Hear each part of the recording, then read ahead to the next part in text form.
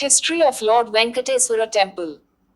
Venkateswara Temple is a landmark Vaishnavite temple situated in the hill town of Thirumala Tirupati, in Chittor district of Andhra Pradesh, India. The temple is dedicated to Lord Sri Venkateswara, an incarnation of Vishnu, who is believed to have appeared here to save mankind from trials and troubles of Kali Yuga. Hence the place has also got the name Kali Yuga Vakuntham. And Lord here is referred to as Kali Yuga Pratyaksha Devam. The temple is also known by other names like Thirumala Temple, Tirupati Temple, Tirupati Balaji Temple.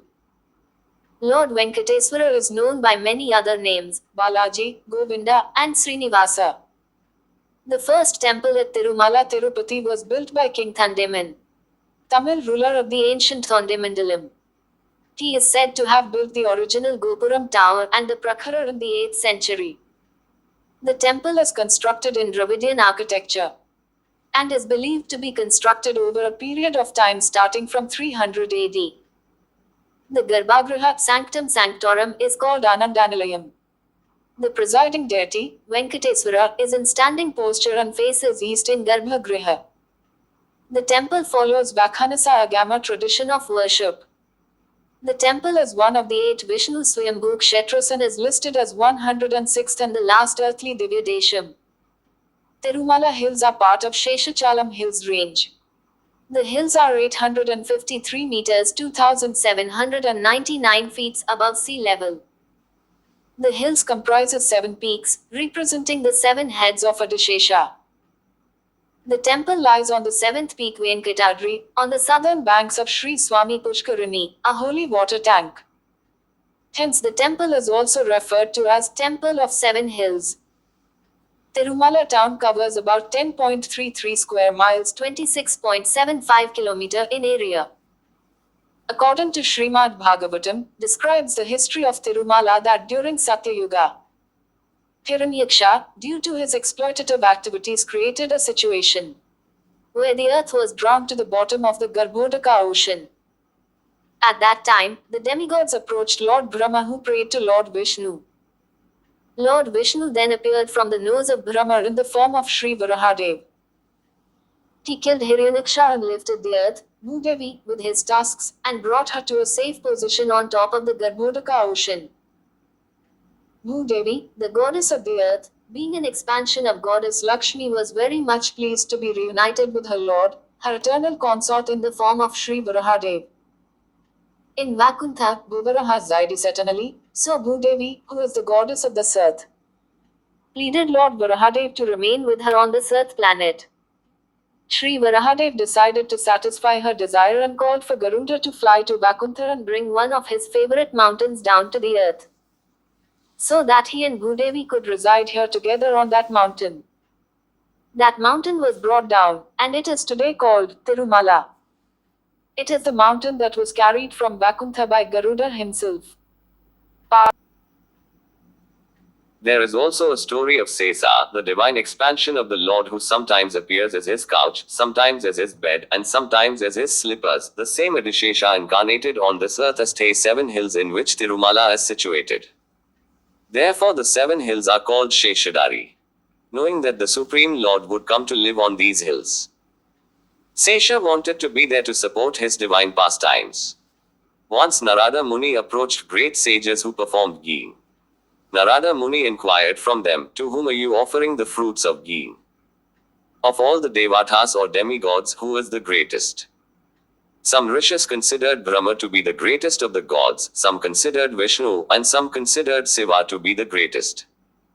In an intriguing dialogue that followed among them, to decide who is the greatest, they all concluded that the greatest of the persons must be one who is completely transcendental to the modes of material nature.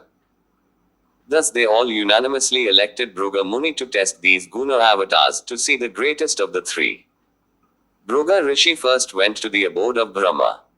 Brahma, the father, was very happy to see his son, Bhruga Muni. But Bhruga Muni did not say anything to honor his father. In fact, he outright ignored him. When Brahma understood that his son was completely breaching all etiquette and basic human manners, he became very angry. Still, somehow or other he contained his anger and didn't say anything. But Bhruga Muni noticed that his father was very angry, and he left the place. Lord Brahma had failed the test, being come under the influence of anger. Then Bhruga Muni went to Mount Kailash where Lord Shiva sat with Parvati.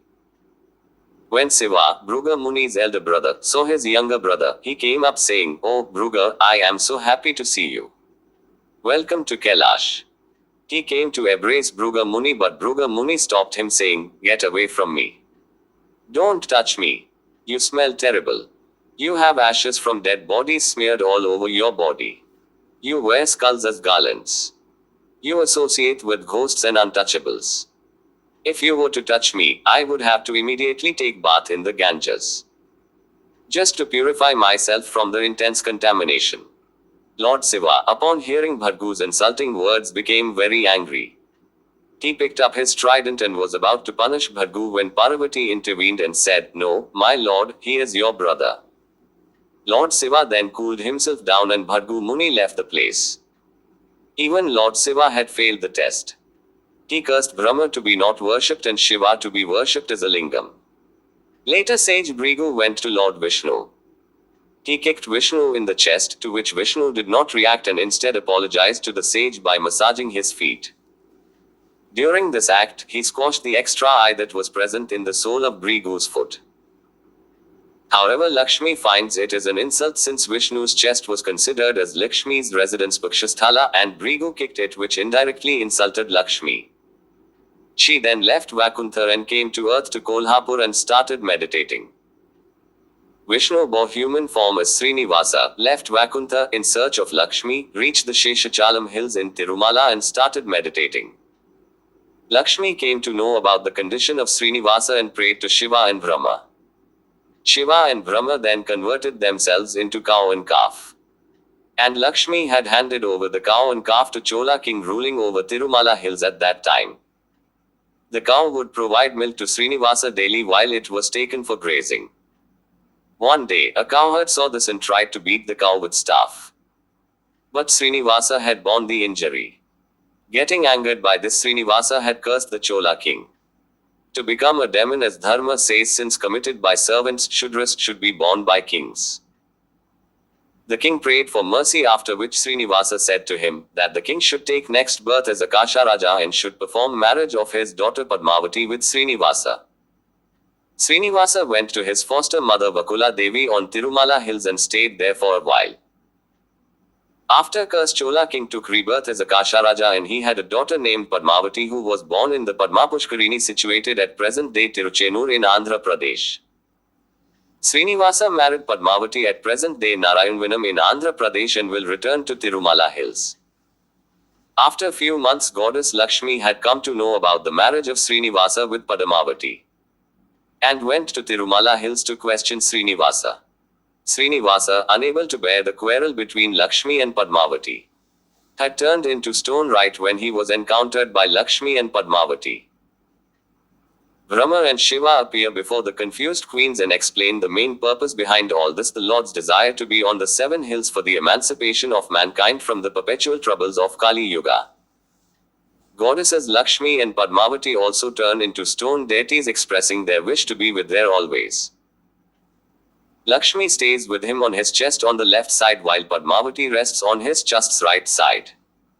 Padmavati, also known as Alavalu Manga, is a Hindu goddess and the consort of the god Venkateswara, a form of Vishnu. She is described as a daughter of local king and an avatar of goddesses Lakshmi, the consort of Vishnu. There is an ancient footsteps path to Tirumala that starts from Alipri known as Alipri steps.